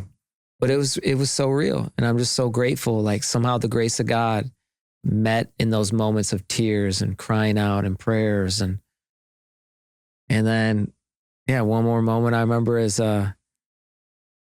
so every 7 years in our strategy at the church is, if you're a pastor, you would take a sabbatical, which is a time. Some sabbaticals are used for pastors, but people as university professors, they take sabbaticals. They might write a book.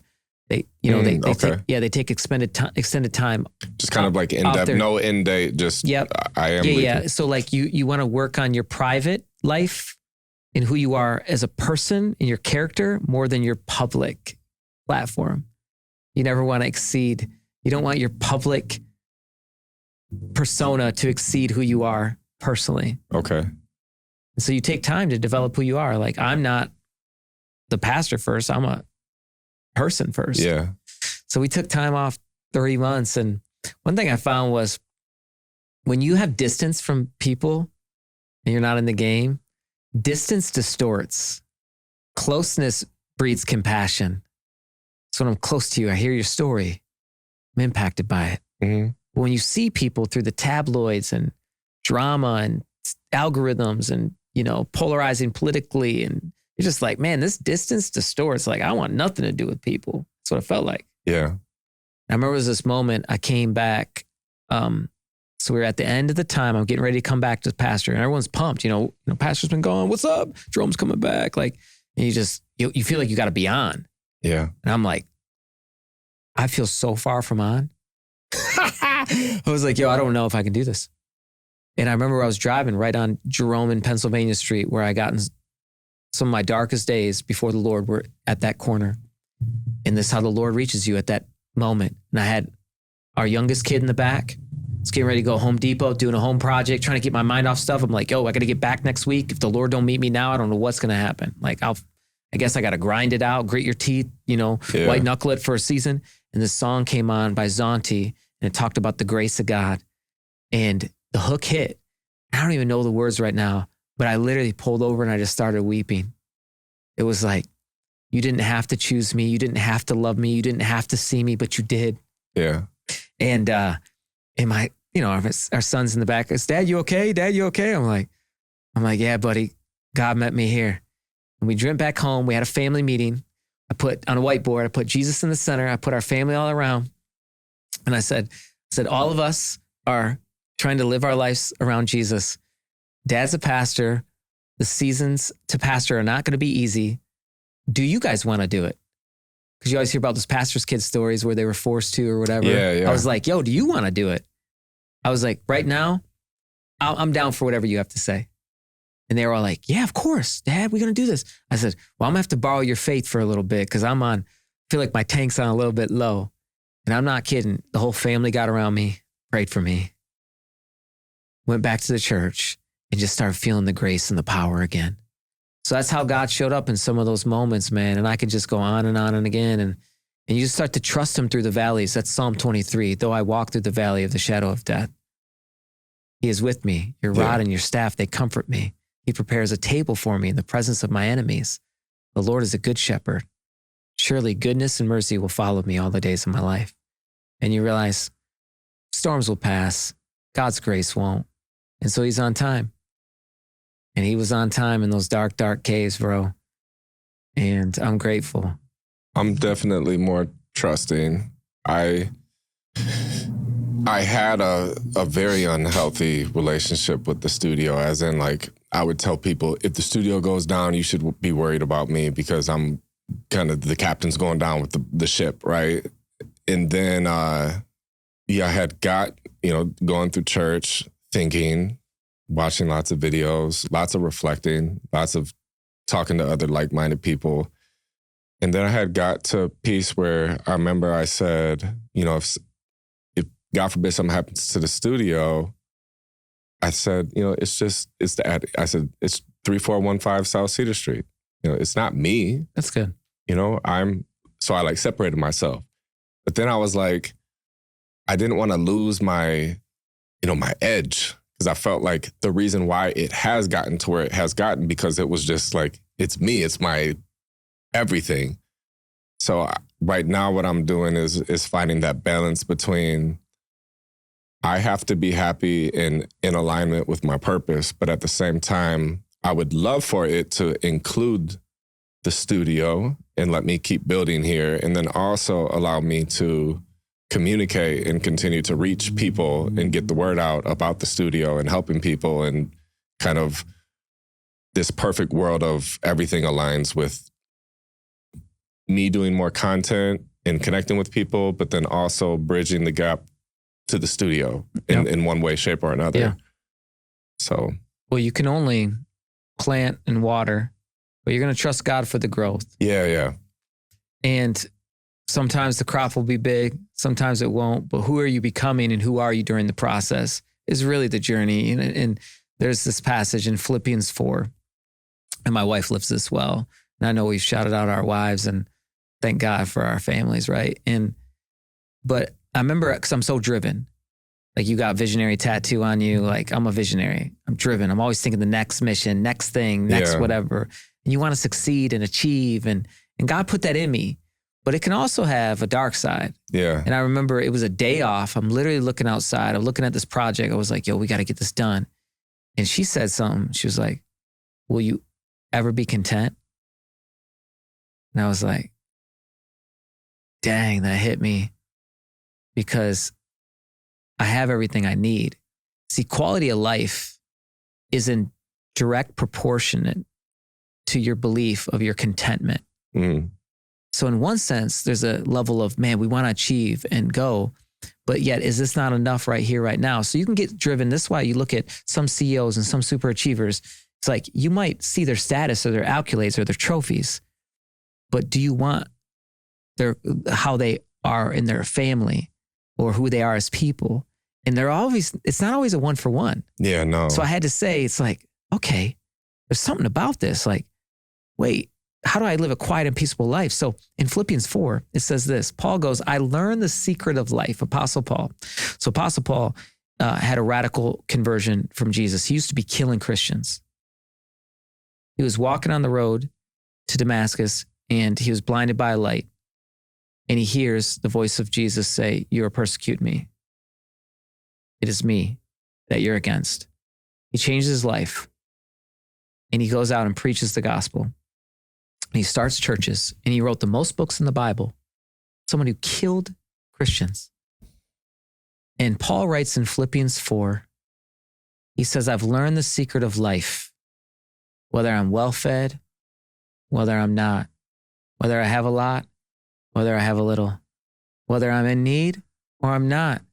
The secret of life is I can be content. Mm-hmm. Through Christ, I can do all things. Paraphrasing. It's because when you have Christ, this is where people would say Christ plus nothing equals everything. That's a gem. And it's game, set, match there. And so contentment is focusing on what you have and who you have. Discontentment is focusing on what you don't have. Yeah. So you've been blooming here one moment at a time, but this doesn't define you. And you're going to try your best to achieve. Mm-hmm. Now I'm driven, but I'm grateful for my wife saying, you got all you need. Yeah. You're loved, and I can only control how I'm going to respond to life and day to day. So as a good word, it's probably helpful for people to hear that. There's still going to be some people hearing that like, nah, man, whatever. Still got to blow up, do the thing. It's like, nah, like contentment. I've noticed that as I've gotten older, I want less. It's like, preach.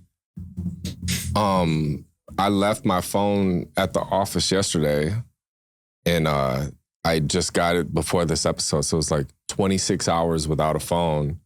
And Malik was asking, he said, how were you like there? Was you peace of mind? I said, I was chilling. Like it was literally only inconvenient when my wife, we went to the store and she didn't know how to get a hold of me. Yep. And she was like, oh, I don't like you not having a phone. But I was good. It does something. I'm telling you, that sabbatical did something to me. Doing more meditation, cold therapy. I need to do more of that. I'm telling you, Headspace app.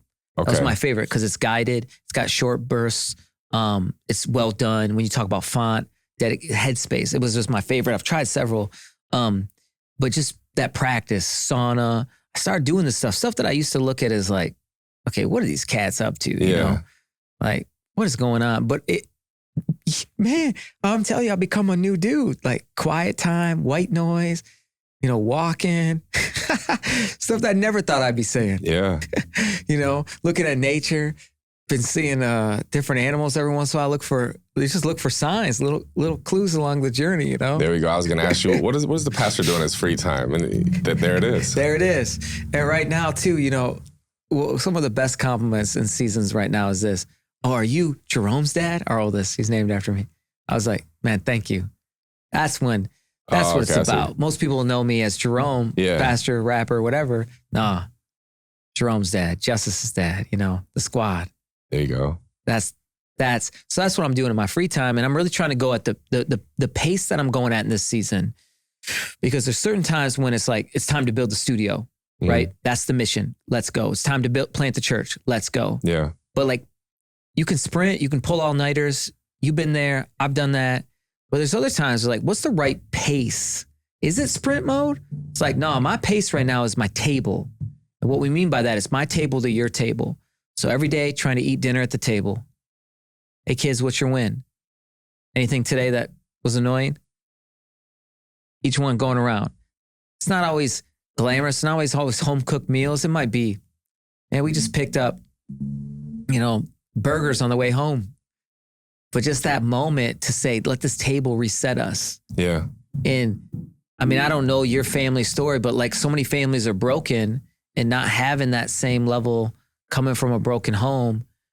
You don't see the power of like the family and the table and like what that can do. Like, how do you have a marriage that's healthy, and how do you raise up kids how do you raise up young men to be men to lead households, and a daughter to be able to, if Lord willing, have a family and be a mom one day. Like, man, that's the lost art nowadays. So a lot of this out here is distracting us from the depth of the table, in my opinion. So no shame, no shade how everybody's doing life. But for me in our household this season, we're going to go at the pace of the table. So get home, eat dinner. Mm-hmm. And that's how I can impact your table. Like, I might not show up at your table as much in this season, but I'm going to lead out the depth of my marriage as a sign and a wonder. I'm going to lead out the depth of my table. Because, I remember once somebody told me this after we had kids, and shout out to this Pastor James at Riverview. And he said this to me. He goes, are you traveling as much for music? And I said, no, I'm not traveling as much anymore. He's like, I was like, they invited me to go overseas. And I remember he said this right when I had kids. He bumped into me probably at the gym. And he goes, well, just remember, every time you're out traveling, someone could probably go do that, but your kids only have one dad. Damn. But that was good. Yeah. Because it helps like think through the cost. Like, is it worth it? So did I miss some moments? Did I? And I heard that in different ways through different mentors. And it was like a healthy, like, I didn't hear that enough. Most of the times I heard the other side.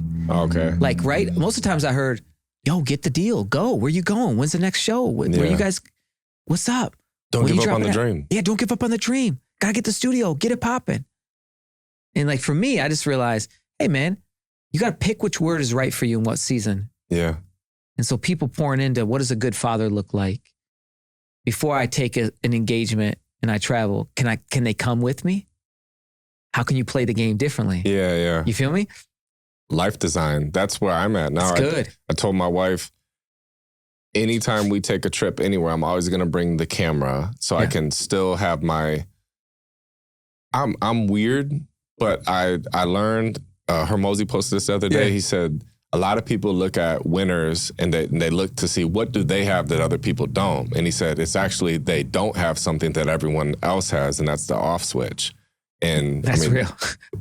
we went on spring break to Florida, and it's like how you needed that getaway. Yep. Everyone was like, bro, we're good here. Like, chill. Yep. And I couldn't turn it off. And it was on like day the second night that I was damn near about to check myself in somewhere because I thought I was losing my mind. Like yeah, it's real. No, it's real. So I did a whole like hour and a half voice prompt to ChatGPT. Like, this is how I feel. This is something wrong with me? Why am I like, and it was just saying like, we have to create your version of vacation. So you can still get up and have your routine. I just didn't like before we started filming, I said, too much freedom becomes a bad thing with anything.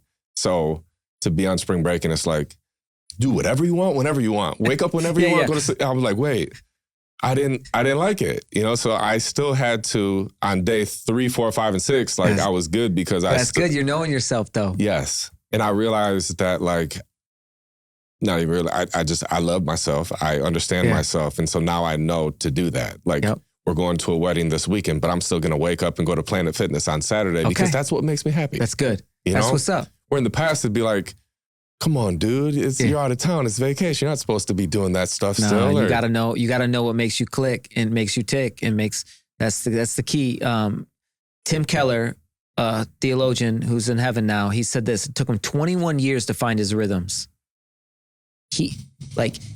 Really, who are you? Andy Mineo, artist. I don't know if you know him. Phenomenal musician, and he said something similar. Like, man, trying to find your rhythms, trying to find your armor, so to speak, your day to day, where you're at, like what makes you. And so each person, some people, they calendarize themselves every 15 minutes because that's what makes them tick. Like discipline is a freedom. And you just seeing your whiteboard, listening to you talk, like that structure helps you, right? Yeah. And I need some spontaneity for my personality to have that creative outlet. Like I'm like, man, my life's a lot of structured right now. So I actually love some free days because free days then let me flow, not to just veg out. Now, of course, be aware, like there's those moments like the cloud comes, you feel depressed, you feel down, anxious, and then I got to look in my heart, and then that can lead to some dark things. You look for coping mechanisms, outlets that aren't healthy, and watch out for those temptations. But a lot of times those free days, what they do for me is actually motivate me because I'm like self-motivated by Christ and looking at my own life. Like, and then I might go, what vibe am I feeling today? What song am I feeling today? Mm-hmm. So it really comes down to really knowing yourself and then being in a marriage. All right, well, no two marriages are the same. There's principles to draft off of, but you two, is no one going to be like your gift mix together. So what does that gift mix look like together? And then how is there freedom for each individual to say, hey, that's you, go do some you time. But then here's how we're going to do it together. Exactly. Right. And so you need that Planet Fitness and people's vacation is different. Right. And so that's wise for even to assess it. There's nothing wrong. And I think that people can learn from that. Like, because there's somebody else that relates right now. They were like, oh, I get it. No off switch. That helps me. Yeah. Or meanwhile, they're probably headbutting the wall. It's like, how do I turn it off? What do I do? Wait, you don't have one? That's a good thing. Okay. It's a good thing. Yeah. And then how do you harness that energy? Each person's got something different. And every great team, they know how to operate in their strengths. Yeah. The word you said, harness, I think that's how we were talking about going down the whole Myers-Briggs test and all that stuff. And it's just how do you harness you? It's good. Basically, just being obsessed with you are uniquely you. There is and will only ever be one person that's like you. So how do you harness you? It's good. Well, you can take things from this test and what this guy says and that guy says and apply everything through the filter of you. Harness, amplify, Well said. Yeah. So closing out now, what is your vision, like visionary? So is 5 years, do you like to go there or is it 2, 3 or kind of? We can go 1, we can go generational. Okay. Yeah. So kind of the next 5 to 10 years, where do you see it? So the last 10 years, city life. Yeah. Right now we're going with one church. One church. We are onechurch.org. And the essence of it's twofold. Who am I in a year from now? But who am I as a grandpa? That's 2 thoughts I'm thinking about. Okay. So I'm looking at a few different eras. Staring down 50, 5 years from now. Thinking, how do you go from season to season or decade to decade in a way that you're intentional? So I'm sowing seed now for my 50-year-old self, and my 50-year-old self will be sowing seed hopefully for my 60 and 70-year-old self. But having that generational type focus, realizing that comes from stewarding 1 year, 1 month, 1 day, 1 week, 1 day, 1 hour, 1 minute, 1 second, right? Yeah. And so being able to go is 30,000 foot as who is my kid's going to be? How can I pray into generations I'm not even going to meet, Lord willing? And so 2 projects ago, I did an album called The Second Coming. And there was a sentence that summed it all up. Like, no one knows the hour when Christ is going to come back. Christ will come like a thief in the night. So be ready. So the sentence was, live today like the last and prepare for forever. So in one sense, urgency now, but recognizing, I don't know if Christ is going to come back in generations. Well, how do I steward in everything I do? How do I steward land, the environment, people, resources, and having this longer focus? So right now, the vision for me as a person is to become the best man I can become into a 50-year-old version of myself. The healthiest me leads to healthy everything. How can I spiritually, physically, and emotionally just become the best me, which then will in turn lead me to be a better husband, have the best marriage, lead me in turn to be the best dad, and one day be a glorious grandpa, Lord willing. And then like the corporate side or the assignment side, really, when you take an assignment, one church, getting to pastor. Well, pastoring is you're equipping people for the work in the ministry. I want to see your family thrive. I want to see everyone to the best of their ability follow Christ and be them. Unity and diversity. We believe one church is called for such a time as this to focus on oneness in Christ, but yet still having diversity. Mm-hmm. Making disciples one life at a time, unlocking a region to a movement to reach this region, because the world is getting darker. People are having more hate. There's being more polarization and bitterness towards just so much destruction. How can we bring light and love? So we see this next 10 years for one church being able to love the city one life at a time, make disciples one life at a time, do for one what you wish you could do for all, and pass the word of God to the next generations to come. So it really is a generational type mindset for me right now in our household. And to think of that more, learn from how many 70-year-olds do I know that I want to be like? That's a good question. How many 80-year-olds? Is there any? What does that mean? Why not? How did my family stories end? Man, how is it ending right now for some cats? Just how can I think about that better, right? And so that's where I'm at. I don't expect everyone, if there's a 15-year-old listening to that, man, be 15. Yeah. If you're in a heavy lifting season in your 20s, do that. You start to move in your 30s and 40s, you're in a heavy gifting season, do that. But you start to move to your 50s and 60s and beyond, you're in a blessing legacy season. Like, do I want to be a grandpa that's present? How do I set that up in motion? So that's what I mean by lead at the pace of my table right now. Like less width, less out initiatives, and more depth to focus on this next decade, but also decades to come. I love it. What are activities that you do when you reflect? Like, is it like going for walks or like being in nature? Or? Yeah. A couple exercises I do is there's a spiritual health kit that every morning I try to do, which is focus on my identity first, like an identity statement or like a mantra or like a self-belief statement, like who God says I am. So I read that every day. And like to get even more specific, like how many things do you say? That? Yeah. So mine is Sacred Jerome. That's what my name means. So every time somebody says my name, it means sacred. So Sacred Jerome, Rich Guardian Edward, I love you. It's God telling me he loves me. Tetelestai. Tetelestai means it is finished. It's what Jesus uttered on the cross. So he finished so I can begin. So I'm flowing from victory. I don't have to try to earn approval. Sacred Jerome, Rich Guardian Edward, I love you. Tetelestai. Crystal and I are one. We move at one pace. Our kids are our land and we tend to it. Taste and see. They will do more than we dream. I humble myself before you, God. That's my identity statement. Then I write 3 things down I'm thankful for yesterday, 3 things I'm thankful for today. To connect, it opens up a part of my brain to say, a practice of gratitude combats anxiety and depression, and it reminds you of contentment of what I have. So I need to do some more gratitude. It's a game changer. Absolutely. And then some super achievers do it at night too, before they go to bed. So they have like a winning journal, 10 things that was their favorite thing to do at the end that day. And they write it before they go to bed. You know, no blue light, blacked out curtains, and like night routines. Because tomorrow morning, it starts at night. Mm-hmm. I don't bat 1,000 with it, but I already saw, you had your bedtime on your whiteboard. That's real talk. Yeah. That's grown man. Yeah. That's leveling up. Yeah. Because it's like, man, we got to let's end the day. Because how we end it is how we can start it, right? Yeah. And so having night routines has helped. But how I start it is that I write those three things I'm thankful for yesterday, 3 things I'm thankful for today. And what that also does is it'll help you see. It's a self-examination.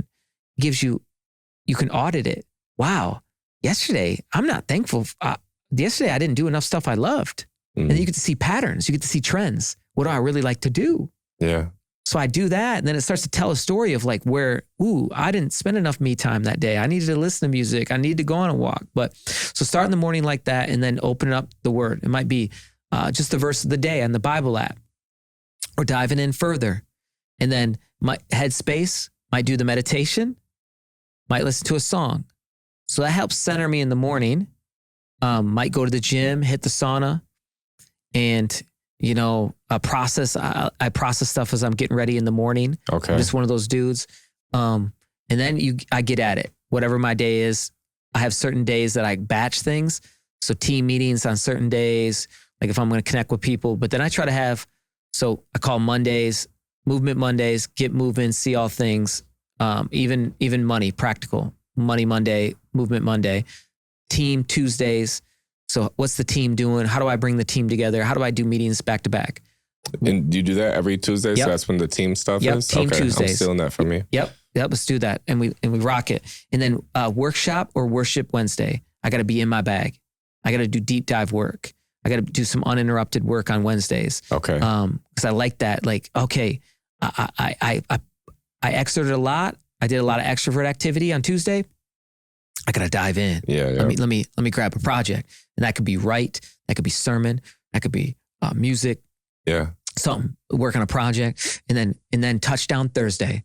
So we know every Sunday we want to have a life-giving service for the city, for the world. Jesus lives. So touchdown Thursday. Are we prepared for the weekend? Are we prepared for what's coming? We look ahead, and we might have some more meetings. But then Fun Friday. Friday's here. Have a little freedom. So naming it, thematic, and then Savor Saturday, Sabbath Saturday.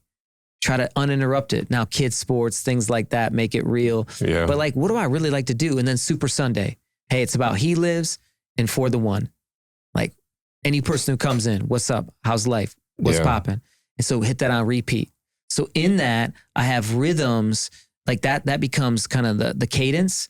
But then I do things that I love, whether it's, man, I like sports. I'm into YouTube shorts. Man, I might on the algorithm, you got a crack-a-lack video that pops up and spitting wisdom to me. I enjoy that at the end of the day. I enjoy music and it walks every once in a while. I like hooping with the kids. Do you say you have a basketball court or a full court? Yeah, I have a full court at the crib, like there you go. mini full game changer. It's the dream. yeah. It's the dream, bro. And so just be out there, And I realized like that progression of early on, I'm always used to somebody getting the rebounds for me or let me dribble, but then be that dad that rebounds for them. Yeah. And do a damn good job too. like how you wanted somebody to rebound for you. Exactly. Yeah. And so that, and then I always hit movies like for life giving too. Like I want to see the new Tron. Okay. And let's go. And that's it. So what about you? What do you do to recharge, build you? You can't turn off the off switch, but that's okay. Like, what do you do to? Lots of walking. Do you? Lots of walking. Yeah, I would say. Where are the trails? Wherever. It could be like, after every meal. I seen this somewhere and it was saying like after every meal, a 10-minute walk, right? That's smart. So I saw that too, but man, I love after I got to do that. That's convicting. That's good. I seen that. I know exactly what you're talking about. Yeah. So yeah, I would say after me and my wife will eat lunch at the office, and then we'll go for a little journey and then talk and whatnot. Every night we'll go for a walk as well for about an hour or so. And that's where we'll kind of go over. What? She'll help me put the specific things on the calendar for the next day. That's rich. That's what I've struggled with is with ADHD, you also don't have the prioritized thing. So where some people can be like, well, this is the first priority, then this, then this. ADHD is like, they're all urgent. They all need to get done right now. I don't know where to start. It's like all screaming. Yes. So she becomes that great teammate to help you synthesize it, simplify it. Yep. So I'll just say, well, I mean, one of the things is this. I still need to do this and this, but honestly, maybe we could, and then she'll take it all in and be like, I think tomorrow you should just do this and that. Would that be good? And I'm like, yeah. So she's helping a lot with that. And also with me,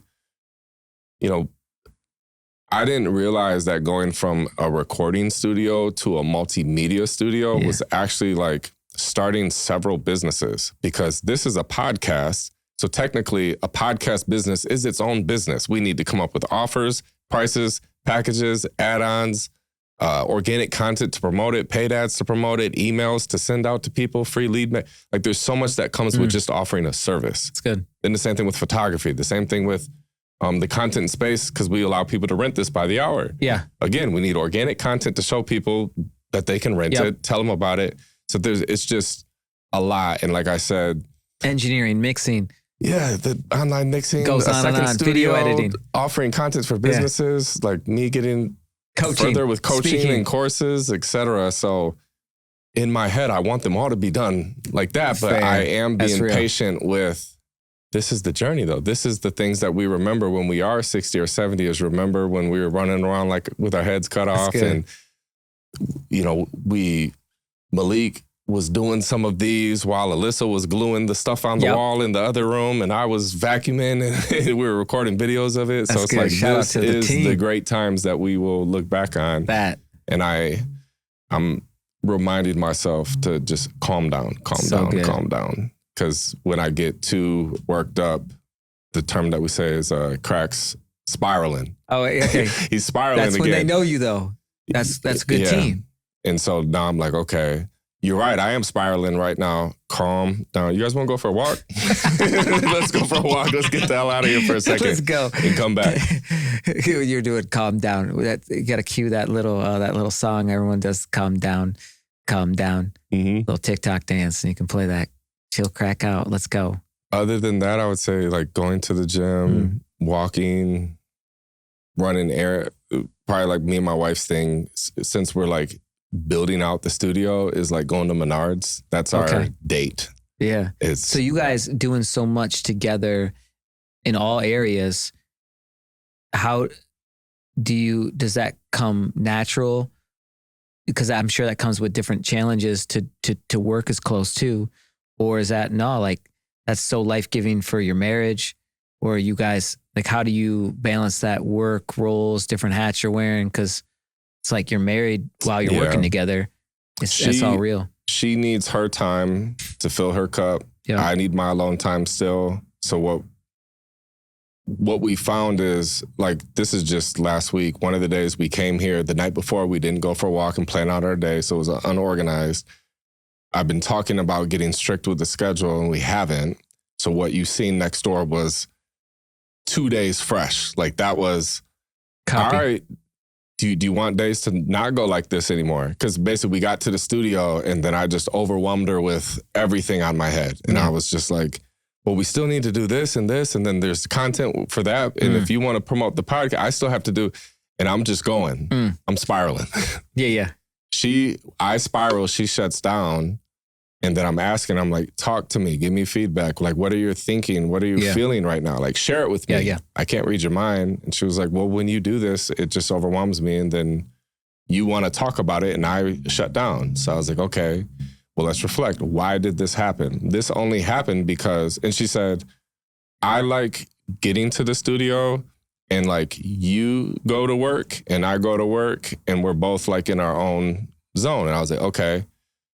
The reason why that didn't happen today is because we didn't prepare the night before. And then also, we didn't get here at the time we were supposed to because we haven't stuck to the schedule.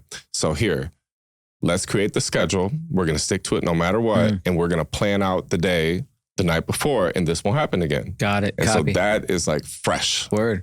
2 days up there. Let's go. So all right. Okay. Work in progress. Of course. It in the beginning, you know, she'd be like, well, I'm not like you. I'm not meant to do this type of stuff. And I was like, but you're so good at nurturing.